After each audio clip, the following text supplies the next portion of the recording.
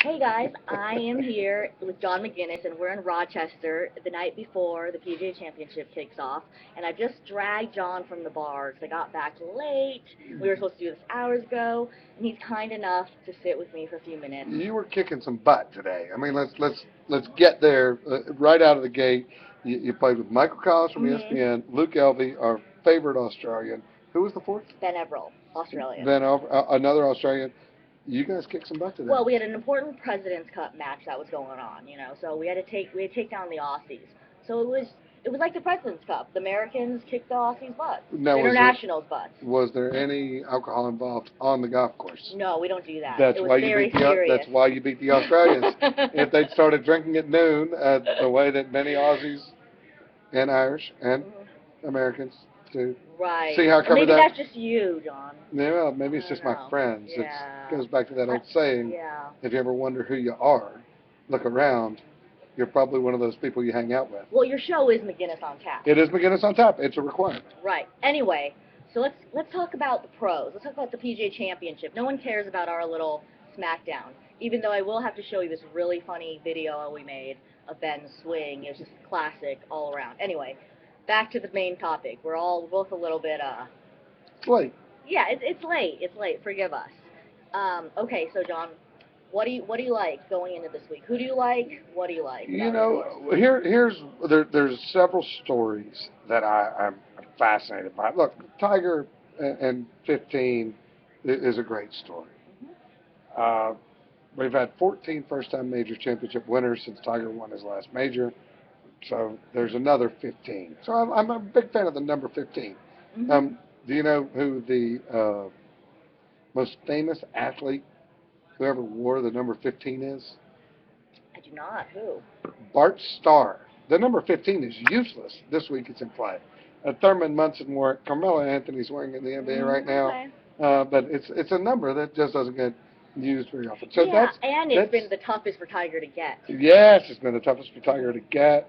It's been an interesting sort of run, but here's one of the stories that fascinates me about this time of year when you have the British Open, a couple of events. One of them's a World Golf Championship event, and you can call it the Open Championship if you want, but when I filled out my first application to play in it, it said British Open on the top, and that's just fine. Right. I think you can call it, I call it the Open, but it annoys me when people get all testy. If you call it the British Open, it's like, get over it. It's all good. So I'm looking at Brandt Snedeker's schedule. He played a lot. He's in the middle of playing an awful lot. Yeah. He played the Open Championship. He played the RBC Canadian Open, where, by the way, he won. Thanks to Hunter Mahan, partly. Hunter Mahan. Possibly. Bridgestone Invitational. Here. Win them next week. And then the first two playoff events before he gets a week off. Ooh. And so I went back and looked to see if he did this last year. Did he? And he did. He did. But the week off was later. The BMW was a 7th and 8th in a row. Then the week off, then the Tour Championship, which he won. He won and won $10 million. So he plays well, but he's playing a lot. Right. We're thinking there's a formula that works here for him. Well, remember at the beginning of the year how much he was playing, and he was playing really well, and then he got sidelined by his hip injury, right? Was it? Or right. Rib injury? Well, and then they had the undiagnosed whatever injury he had. And then that kind of stopped. But he was playing a lot because he was like, I'm playing well. I want to keep playing. But, I mean, other than Phil, being the fly in the ointment here in terms of major championships, Brandt Snedeker could also continue a trend of 32-year-old first-time major championship winners than Justin Rose and Adam Scott. So, Snedeker to me is a great story this week. I think it's a good golf course for him. I don't think this golf course really sets anyone apart. You have to hit every club in your bag, and you have to putt well. Right. So. Well, Rory Mcilroy, it's a Donald Ross, and this is embarrassing for me to admit, but I was walking around the course yesterday, and I was walking around the course, and I said, wow, this really feels like a Donald Ross course. Right. And good thing I didn't say that out loud to anyone, because it is a Donald Ross course. It is a Donald Ross course. But on the upside, I was able to recognize that. What's fun about that, and what's interesting, is that there's only one permanent Donald Ross course on the PGA Tour schedule, and that's next week at Wyndham, at Sedgefield. Oh, I didn't realize that. So they're playing back to back. Of course it is, yeah. They're playing back to back Donald Ross courses, which is cool. Now this one has had some other hands in it. Fazio, you can actually see a little bit of Fazio imprint on some of the greens, like 5. And I'm not saying that as a negative. You know, Donald Ross designed 1,000 golf courses at least.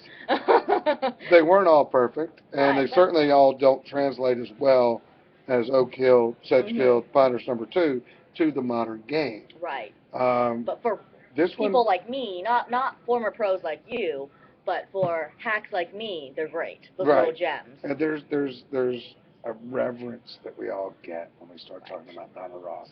And when you get to Pinehurst and you play the second hole and you see his house there, and you go to the Pinecrest Inn and you know that he was the original owner. Well, I saw the place the cottage where he was born in Dornick last month. Nice. We played homage. Oh yes, that homage. So Rory Mcilroy described it today as a big short course. Yes. I love that description. Isn't it great? It's a big short course where you're probably not going to make too many doubles. So, can you explain to people what Rory meant by that? It's a golf course that only measures 7,100 yards, which means in normal, modern, professional golf terms, you're looking at a golf course where they would be hitting a lot of wedges in. Right. Problem is there's a lot of dog legs on this golf course, so you're just hitting it to the corner. You may hit it around the corner and get a shorter iron in, but Tiger's not carrying a driver. Phil's not carrying a driver. So it's 7,100 yards playing more like 7,400, 7,500. Right. I feel like Ross courses always play longer because the greens are always elevated. Yes. So he liked to punish you a little bit.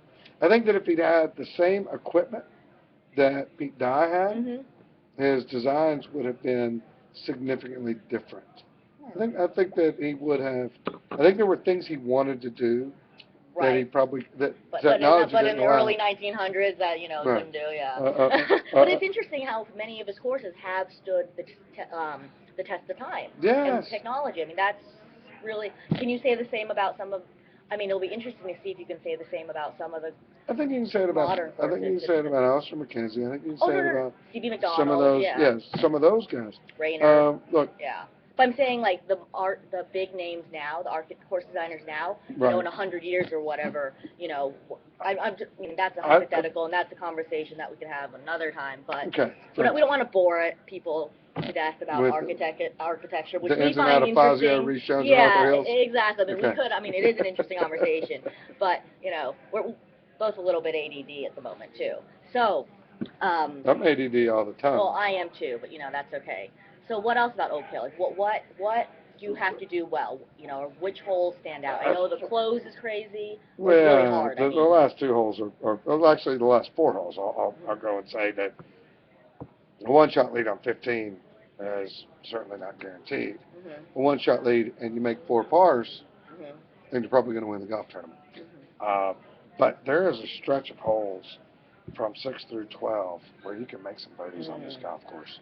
And that's cool. And it's actually sort of mirrors Marion in that regard. Yeah, I was going to say that. Which is fun and proof that although the PGA and the USGA don't work together at all, this year they got it right in terms of major championships. And then you look ahead a couple of years and you've got some less dramatic golf courses in terms of their history. That's a very nice way to put it, John. Well, you told me I had to behave.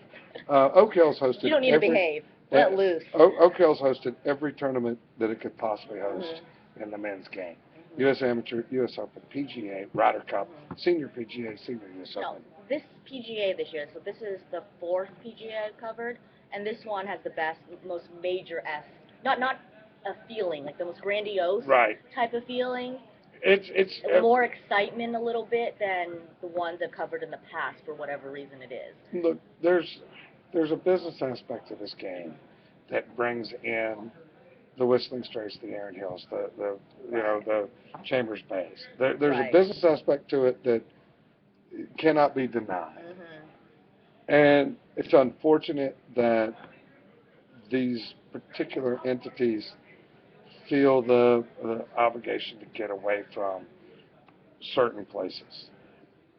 What's fun to me is that they have their fingers are so entrenched in the game. They love the game so much that when you look at the schedule for the USGA and the PGA, they'll go away for a minute and then they'll come right back. Right. If you look at the schedule going forward, we have Baltusrol for a PGA in a couple of years. Quail Hollow is certainly a traditional golf course that is finally going to get its due. But interspersed there are modern golf courses. And so when you talk about the modern golf course architecture, well, what makes a great golf course in terms of its lineage and its heritage is the tournaments that it's hosted. Exactly. You got to start somewhere. Yeah, and they're starting. And so I've talked in a circle here. The newer courses with money have a chance. Right. No, I agree with that. So there's also graduated rough this week. You had to. And I've heard it's intense. I mean, I heard it's gnarly, like almost U.S. Open-esque.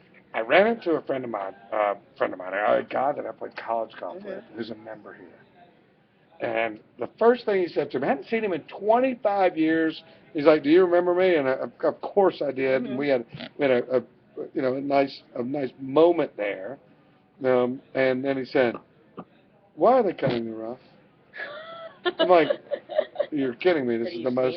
I'm like, "This is the most difficult rough that a PGA Championship has ever had." And he's like, "Yeah. Should have played here a month ago." You know what? These members we met at Monroe kind of said the same thing, that a few weeks ago it was crazy. So what about, what was I going on there? I don't know, but I talk for a living, so if you need me to fill space. No, in 2003, were you still playing? I was still playing. I did not get in. Okay. But you must know Sean McKeel relatively. I know Sean McKeel very, very well. I also know Chad Campbell, who was the recipient of the greatest shot in golf. So were you here? Were you I wasn't here. I was at home. I would not have watched, quite frankly. And at the time, I'd never set foot on the property. But I understand. I wouldn't either. The two guys that I knew exceedingly well, who are both gems in terms of who they are as humans. Right. Were in the final group and had a chance to win a major championship. And so I remember flipping it on when they made the turn. And wouldn't have been surprised if either one of them or both of them were 7 or 8 over par and the tournament was in someone else's hands. And so I was very pleasantly surprised to see them both playing well. And by 14 or 15, it was clear that one of those two was going to win. So I watched. I love the way that it played out. I've actually had Sean McKeel say on my radio show, unprompted, everybody talks about the greatest player to ever win or the greatest player who hasn't won a major. So it's a conversation that comes up every major championship season. He says, "You know, John, there's one conversation that we never have, and I hope we never start it." And I said, "What's that?" And he said, "Who's the worst player to ever win a major?" That's great. And I said, my immediate response, and I have this all on tape. I said, "Sean, it's not you. I don't know who it is, but it's not you. Let's give that conversation a little consideration." Yeah. Well, that's funny, though, that he can have a sense of humor. I mean, that shot he hit on 18, though, can you take us through and explain to people how good of a shot that was? No, it was the greatest shot to ever win a major. It was that simple. It was a 7-iron from the first cut of rough, and he hit it up. What you can't tell on TV, and you certainly won't be able to tell this week because the camera towers on 18 are 40 feet above the level of the green. Right. The reason I know that is because my broadcast tower's up there too, and I'm afraid of heights. But it's an uphill shot. Most of the hole locations you can't see from down in the fairway. So he didn't know, how close it was. He knew the reaction of the fans, but he didn't know. And so when he saw it, that's the great reaction we got from him. He landed it in the 6-inch square, literally, of turf that he had to land it in to hit it where he hit it. And I asked him privately shortly thereafter if he pulled it. Because the hole like is on the left-hand side, and, you know, the smart shot's 20 feet right of the hole. And he said, it just felt right. Said I was hitting a little draw, so I aimed it 15 feet right of the hole. Said I knew that I was dialed in.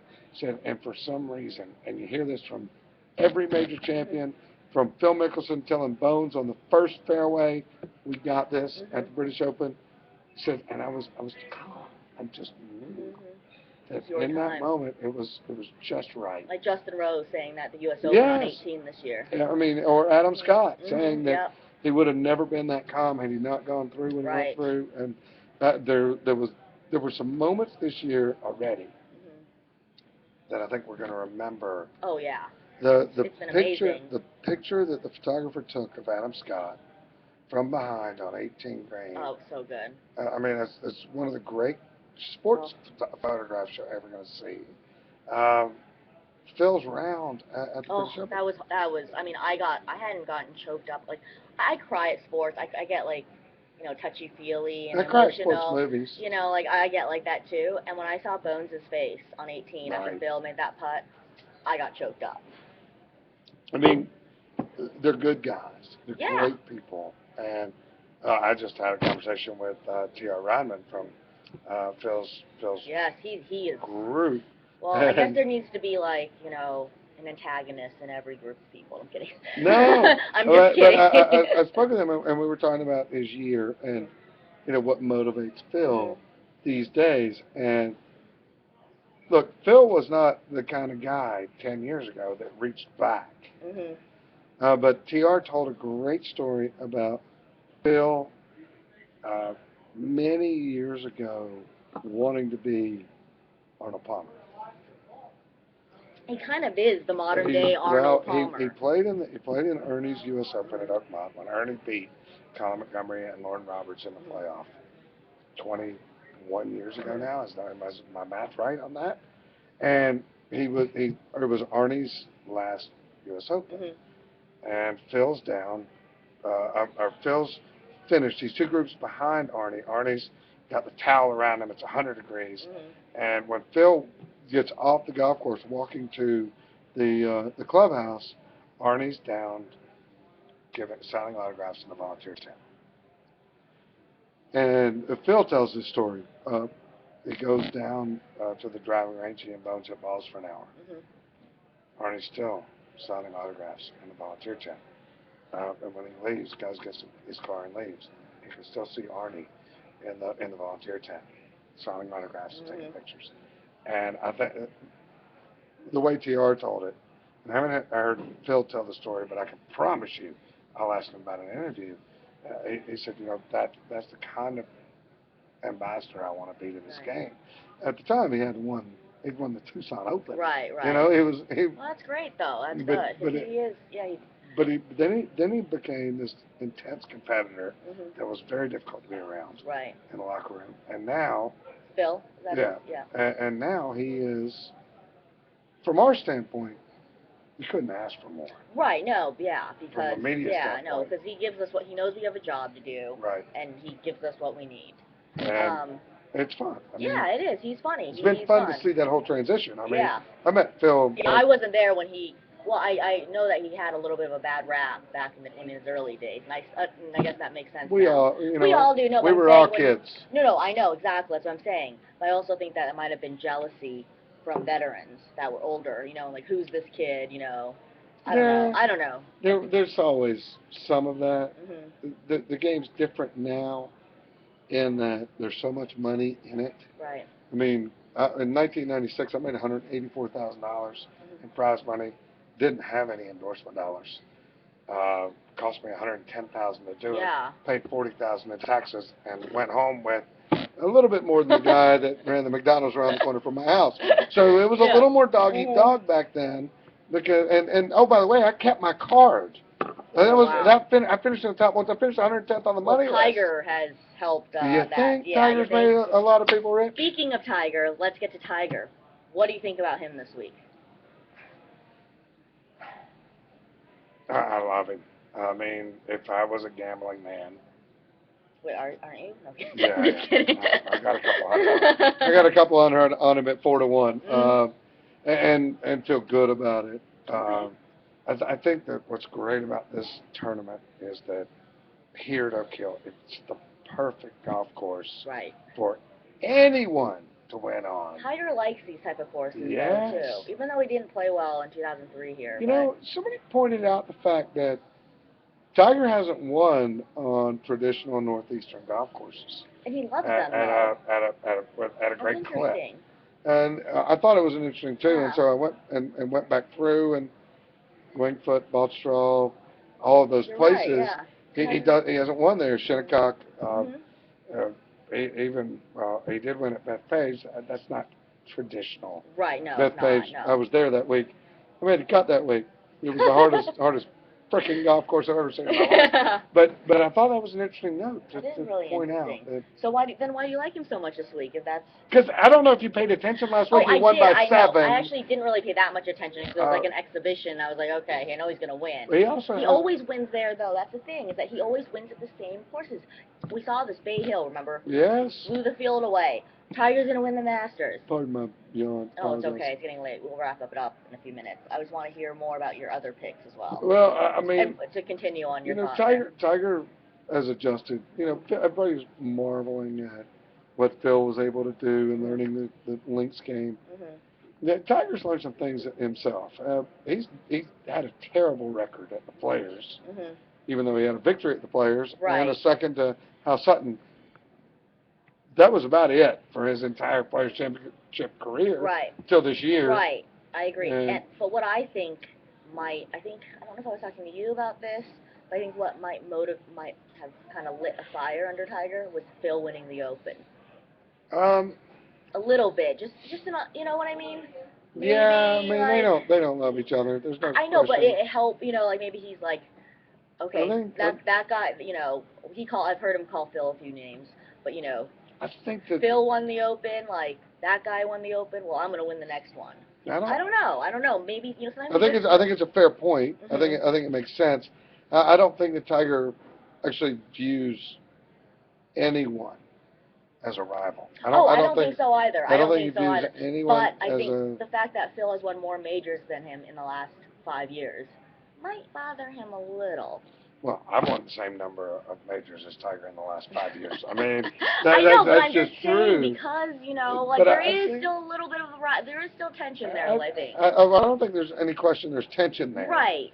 I don't think that Tiger needs any extra motivation. No, I don't think so either, but sometimes you just need like a little something. A little kick in the ass? Yeah, a little kick in the ass. I think that he's kicked himself. Right, enough a little bit lately. Too much, the thing is. Especially in the majors. Yeah, you know, on Sundays, like, I mean, I almost saw what happened at the Open. I could see that coming from a mile away almost. So, well, anyway, besides Tiger, who do you like this week? I like a lot of players that probably aren't getting much of a look. Okay, let's hear them. I like Jim Furyk. I think this is a perfect golf course for Jim Furyk. That's a good point, actually. And I just can't wrap my brain around Jim Furyk ending his career with one major. You said that at the Marion, I think. You said that, yeah. It just there's something wrong about the orbit of the Earth in that universe, and I feel the same way about Zach Johnson. Yeah, I like Zach too. This week. I think that Luke Donald has never been in a better position to win a major. Okay. In terms of nobody's talking about it. That's the best part. I want to pick guys that no one's talking about because trendy picks. And I loved Lee Westwood for the Open Championship until he had the lead after 54 holes. I don't like any of these players that they're leading after 54 holes. It's become unless it's Tiger. Unless it's Tiger, it's become too hard to win from out front in the major championships. It just doesn't happen. So much less pressure chasing. Give me a Zach Johnson 2 shots back on Sunday, and the thing is, and there's really no way around this. There's 2 players that can walk away from this field, and it's Phil and Tiger.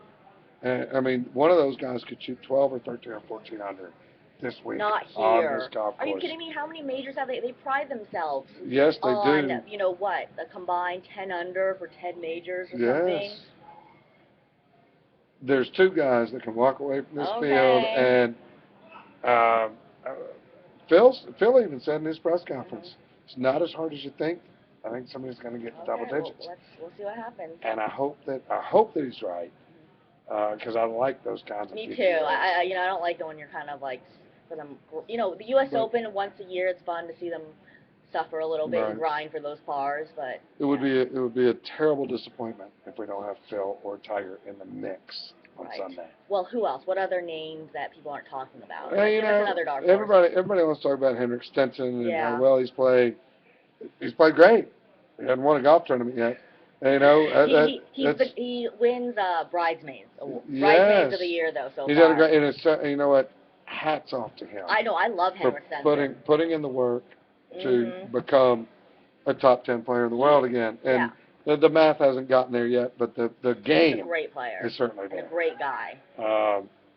My favorite. He's one of my favorite people. I asked him how many languages he spoke. What did he say? He said, well, obviously Swedish and English and, well, American, so 3. He's the best. He just has that dry sense of humor. But you could get a Frederick Jakobsen winning this week. You could get a Robert Garrigus. I mean, this is so wide open. And actually, it was Jack Nicklaus this week who put it sort of in perspective, in the PGA Championship in perspective. He said, if your game's not sharp by August, then too bad for you. Probably, he said, see you in April. Yeah, and I mean, that's pretty much what he said. He said, and that's why this is such a wide open tournament every year, and it makes a great point. Well, yeah. I mean, what about the names that people are throwing out? Hunter Mahan, Adam Scott. Hunter Mahan would be a great story. But he's been home for 2 weeks. A little trendy, maybe? Well, it's a great story. Yeah, but, a little too good of a story. But I'm thinking Hunter probably hasn't hit a whole lot of golf balls in those 2 weeks. Yeah, you know what, though? Sometimes that's when you that play the best golf. I mean... you have nothing to lose. You have no expectations. You just kind of go out there and freewheel it. I don't know. We'll see. Yeah, I mean, that's the karma pick, let's call it. And he deserves karma. After U.S. Open, he's, when I was trying to ask him a question, I kept trying to ask him a question, and then the moderator cut him off, and he saw that I was still trying to, he's like, that's all, interview over. And Hunter saw us trying to ask a question, he goes, go ahead, Wei. Nice. And I was like, that is karma right there. No one does that. I'm a big fan of Hunter's. He was, obviously very early in his career when I was still playing, so I got to know him a little bit. He's a good guy. I like him. I think he's too trendy a pick. I think that. Yeah, that is a little bit trendy. It is too trendy. This week I look at Hunter as a checkered shirt and a striped tie. Everybody's wearing it, but did anybody really pick it out? That's why you're the best. Adam Scott. Adam Scott's won his major this year. Yeah, he has a lot to ask for. I don't think he's actually let it sink in either. Really? Because he's still carrying around his green jacket everywhere he goes? Well, and he hasn't been to Australia. I mean, you played with 2 Aussies today. I've had Luke Elby on the show. I mean, he hasn't been home to celebrate it yet, He's been busy playing golf. He has been, but go to Sydney for a weekend. Well, he's got his girlfriend, too, so... I actually would give, and nobody said this name, and it's shocking to me because he falls into the same category as Adam Scott. Justin Rose has as good a chance to win this golf tournament as any player in the field. Right. Justin Rose winning 2 majors and becoming Player of the Year doesn't. That sounds like a little too much to ask, almost. Well, I think it sounds like an incredible amount to ask. Right. What about Jason Dufner? That name has started to come up a little bit. If he putts the way he putted last week, he has a shot. Yeah. If he putts the way he putted every other tournament this year, he may not make the cut. That's why they called me Jason Dufner in our President's Cup match today. I'm glad we brought the whole thing full circle. Yeah, well, what about Dustin? Okay, one last thing. Dustin Johnson. Dustin Johnson can win any week he tees it up on the PGA Tour. He's won it every year now for 6 years. And he's been a member. This doesn't feel like a Dustin Johnson golf course. Then again, Pebble Beach doesn't seem like a Dustin Johnson 2 years ago, golf course. The Barclays, was it Ridgewood? Yeah. It was a Ross, I think, course. Yeah. I know it was 54 holes, but he blew the field away. Yeah. I know it's those soft conditions, what have you, you know. Yeah, I would never, ever, ever count out Dustin Johnson in anything.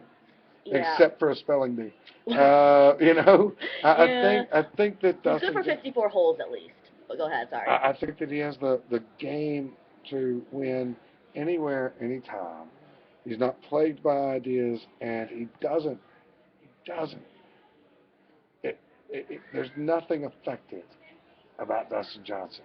You know, he may fly privately or sit in coach, and he's still Dustin Johnson. You know, he's the same kid that came out on the PGA Tour 6 years ago. I like that about him. Is he enjoying his life? Is he enjoying his money? Yeah. Do girls like him? Yes. Well, they And like the money. Well, I don't know. He's kind of handsome too. He's got that old. I don't know about really? that. I kind of got that John Wei swagger, and he's got that. You know, the advice I got from a former tour player about the whole. How do you meet beautiful women? You are obvious for 5 minutes and then ignore them for an hour. And the second hour they're yours. He seems like he's got that kind of guy. He's got that. Yeah, definitely. And he does that. He does that with his career as well. When he gets a chance to win, he wins, and then we don't see him for a while. On that note, we'll leave it at that. And I think we have a very exciting week ahead of us, and I'm very much looking forward to it. John, thank you for joining me, and I'm going to get you a beer or two. Yeah, this one. Yep. You said this cheers, would last one drink. Mm-hmm. Cheers. One drink. All right, thanks, guys. And we will see you later.